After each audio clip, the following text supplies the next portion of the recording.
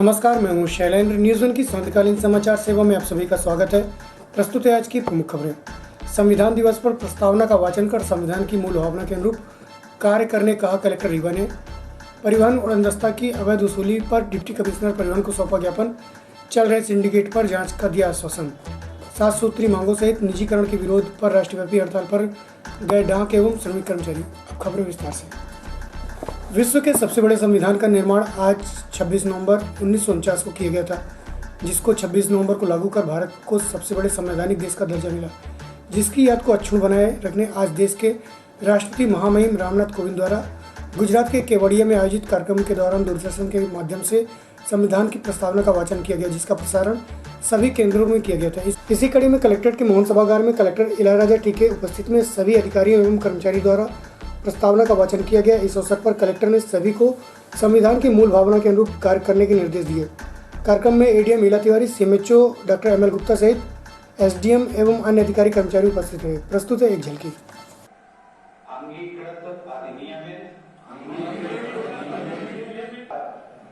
ये भी है अपॉर्चुनिटी और स्टेटस को इक्वालिटी देने के लिए, कोई जेंडर डिस्क्रिमिनेशन ना हो, race, religion, caste, sex, birth, इस नाम से ना कोई भी व्यक्ति को किसी भी स्थिति पे डिस्क्रिमिनेट नहीं कर सकते।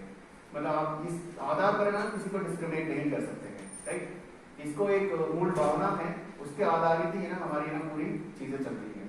सो fraternity assuring the dignity of the individual and the unity and the integrity of the nation।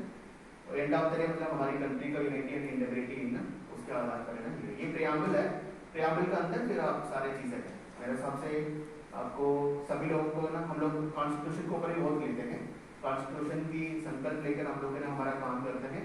आज हम लोगों ने संकल्प लिया है, एक एक चीज को है ना हमको दिल में और दिमाग में रखते हुए हमको काम करना चाहिए।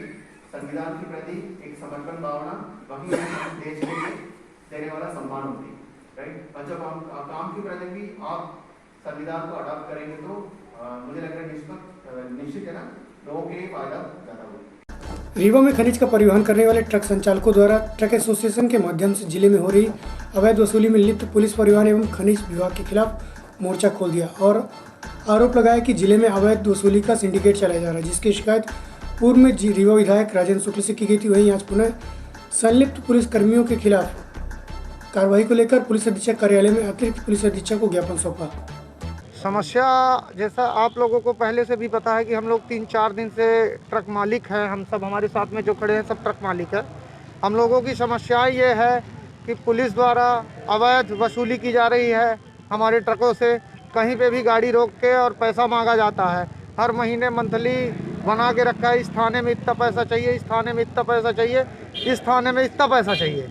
तो मैं पूछना चाहता हूँ आप लोगों के माध्यम से कि पुलिस को किस बात का पैसा चाहिए। तो वो टन के हिसाब से उसमें चालान करते हैं, जबकि उनको क्यूबिक मीटर के हिसाब से माइनिंग से दिया जाता है। इसमें क्या असुविधा होती है, इसके कारण से मांग करने आए हैं कि इसमें जो व्यवस्था हो शासन इस तरह से सही हो जाए। इसके लिए इनको हिदायत दे दी गई है कि इसमें ज्ञापन अलग से दे दें, जिसमें वो तथ्य भी डाल दें, इसके आधार पर आगे को कर दिया जाएगा।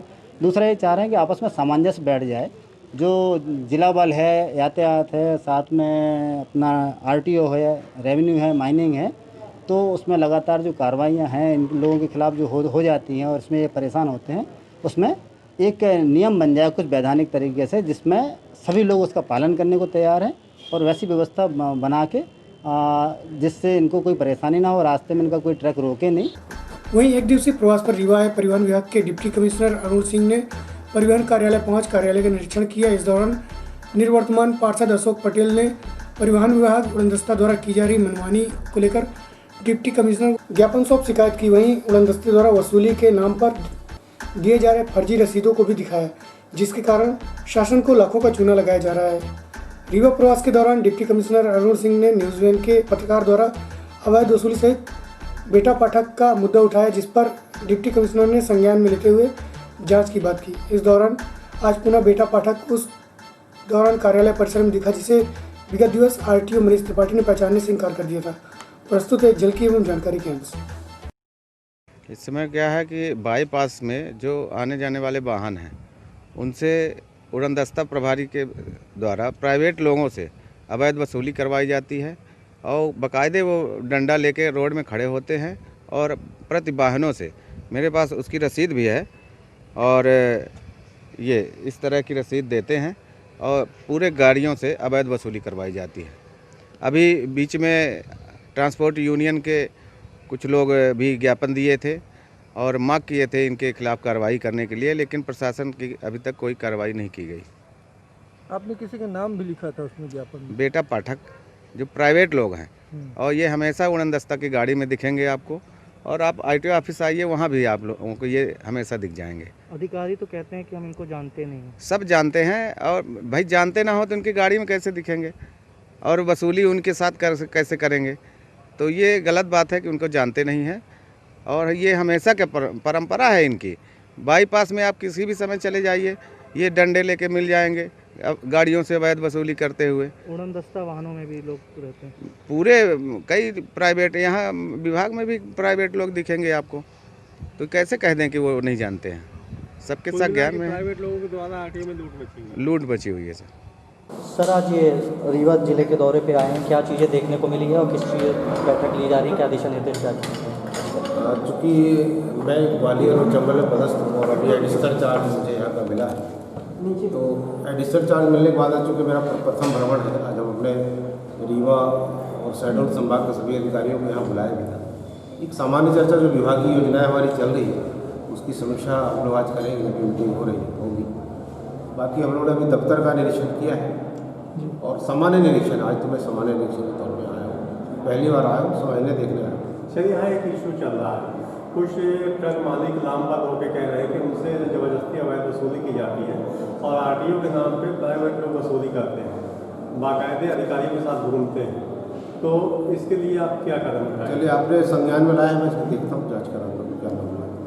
क्योंकि यहाँ के अधिकारी में कह रहा है कि वो हमारे कर्मचारी नहीं है, नाम उनको जानते हैं, लेकिन वो अधिकारियों के साथ ही देखे जाते हैं, बाकायदे उनको ऑफिस से उपलब्ध कराई गई है। मैं देखता हूँ, प्रेशर करता हूँ। पूर्व विधानसभा अध्यक्ष स्वर्गीय श्रीनिवास तिवारी के भाई यदुनाथ तिवारी के घर आज जीएसटी विभाग का छापा पड़ा। प्राप्त जानकारी के अनुसार यदुनाथ तिवारी के पुत्र राजेंद्र तिवारी के फर्म सावित्री कंस्ट्रक्शन के बैंक ट्रांजेक्शन में अंतर एवं टैक्स चोरी की मिली शिकायत के बाद राज्य कर अधिकारी अमित पटेल के नेतृत्व में 25 सदस्यीय टीम द्वारा अमैया स्थित आवास एवं कार्यालय में छापामारी कर दस्तावेज खंगाले जा रहे हैं। समाचार लिखे जाने तक कार्रवाई जारी रही। प्रस्तुत है कार्रवाई की एक झलकी।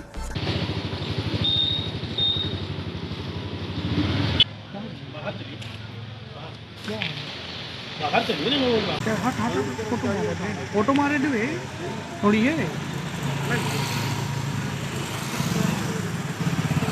चलो यार।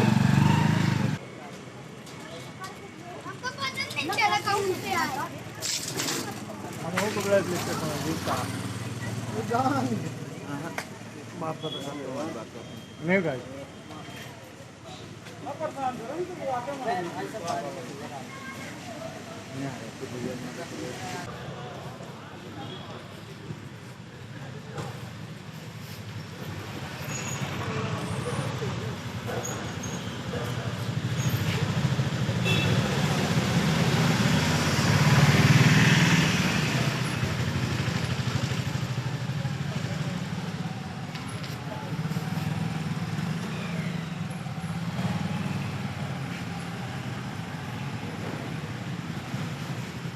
केंद्र सरकार द्वारा बनाए गए कुछ नियमों के खिलाफ डाक कर्मचारियों ने आज देशव्यापी हड़ताल कर दिया।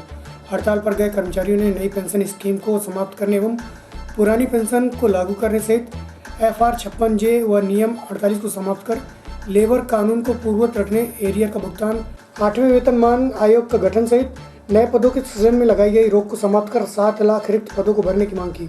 साथ ही सरकार द्वारा किए जा रहे निजीकरण का विरोध कर कोविड-19 की महामारी तक रोस्टर लागू करने की मांग की। इस दौरान सीटू के तत्वाधान में श्रमिक संगठन एवं महासंघ द्वारा भारत के प्रधानमंत्री के नाम सरकार की नीतियों के खिलाफ रीवा संभागायुक्त कार्यालय में 7 सूत्रीय मांगों को लेकर धरना ज्ञापन सौंपा। प्रस्तुत एक झलकी सहित डाक कर्मचारी संघ के अध्यक्ष सिद्धेश्वर सिंह एवं सीटू के जिलाध्यक्ष गिरजेश सिंह सेंगर से जानकारी के अनुसार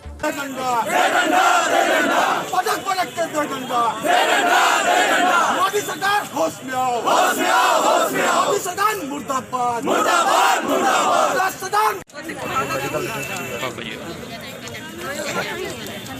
हमारी मांगे पूरी हो, हमारी मांगे पूरी हो।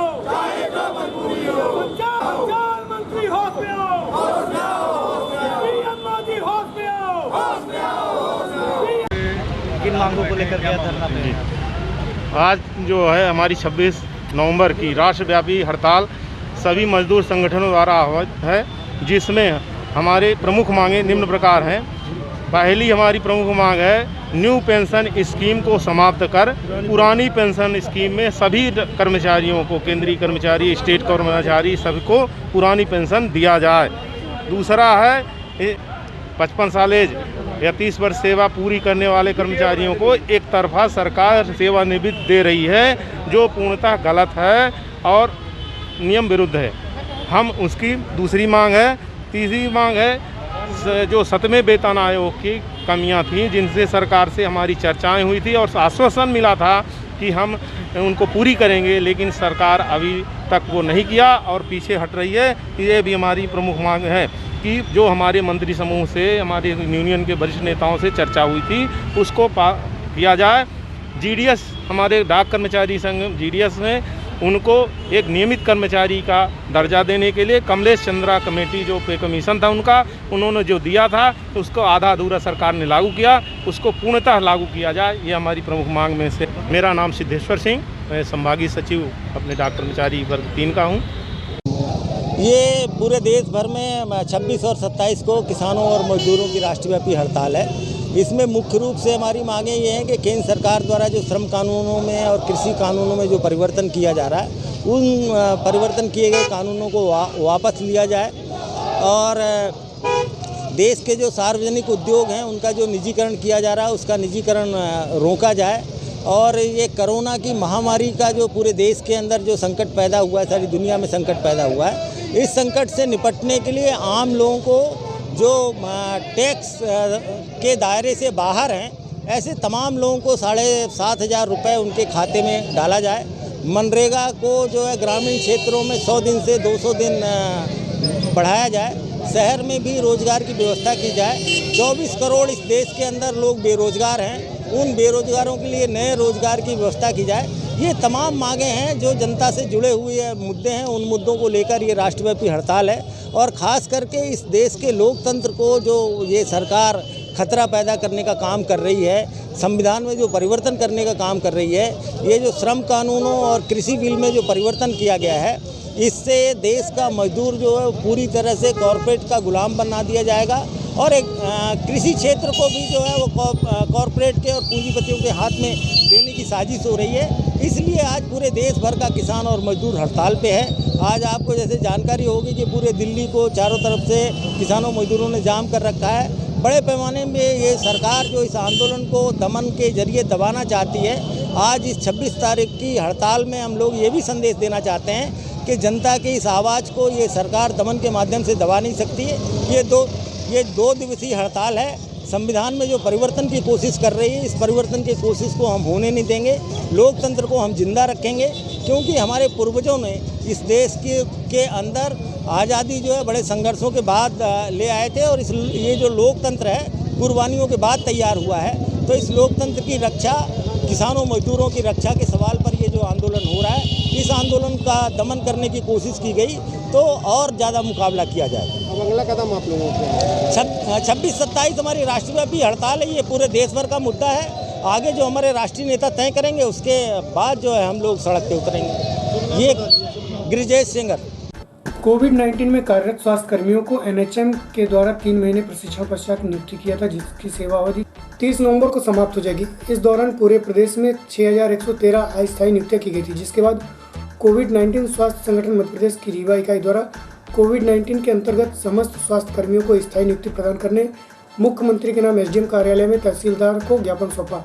संगठन द्वारा पूर्व में भी सीएमएचओ को ज्ञापन सौंपा जा चुका है। प्रस्तुत है जल की एवं स्वास्थ्य कर्मी सहित तहसीलदार यतीश शुक्ला से जानकारी के अंश। रीवा से जैसा कि हम लोग मई में भर्ती हुए थे, 3 महीने के लिए हम लोग की भर्ती की गई थी। उसके बाद 3 महीने का फिर बढ़ाया गया। अभी अक्टूबर में 1 मंथ का नवंबर तक बढ़ाया गया था। 30 नवंबर से हम लोग की सेवाएं समाप्त करने के कगार में हैं और सरकार की मंशा है कि हम लोग को निकाल दिया जाएगा। तो हमारी सरकार से अपील है कि हमने इस विकट क्षण में कार्य किया है और अपना घर बार छोड़कर देश की सेवा की है। जैसे कि अभी हाल ही में अपने सागर के डॉक्टर शुभम उपाध्याय जी का कोरोना काल में देहांत हो गया है, तो हम लोग ये उम्मीद करते हैं कि हमारा कार्यकाल बढ़ाया जाए और नियमितीकरण की जाए। कुल कितने डॉक्टर हैं इस तरीके से जो? हम लोग टोटल रीवा में 18 doctor, 14 staff nurse, 16 NM, 11 pharmacist और 5 लैब टेक्नीशियन हैं। पूर्व में भी सीएमएचओ को ज्ञापन सौंपा गया था। पूर्व में हम लोगों ने कई बार सीएमएचओ को ज्ञापन सौंपा। रीवा के समस्त विधायक, सांसद, भाजपा के जिला अध्यक्ष, जितने भी शासनिक और प्रशासनिक लोग हैं, सभी को हमने ज्ञापन सौंप चुका है। अभी तक कुछ हुआ नहीं। उन्होंने सिर्फ आश्वासन दिया। हमने मुख्यमंत्री को भी ज्ञापन सौंपा है, माननीय राम खिलावन जी को भी ये ज्ञापन सौंपा है, कार्यकालीन जो विधानसभा अध्यक्ष थे रामेश्वर जी को भी सौंपा है, और माननीय मुख्यमंत्री जी को भी कल ज्ञापन दिया गया। कल उमरिया में माननीय मुख्यमंत्री जी को ज्ञापन दिया है। उन्होंने सिर्फ आश्वासन दिया है, हम देखते हैं, कुछ विशेष तौर पे बोल नहीं रहे हैं। और क्या नाम है आपको? मेरा ओमकार पटेल, फार्मासिस्ट हूँ मैं। आज ये कोविड-19 स्वास्थ्य संगठन मध्य प्रदेश के द्वारा माननीय मुख्यमंत्री महोदय के नाम पर कलेक्टर साहब के माध्यम से ज्ञापन प्रस्तुत किया गया है।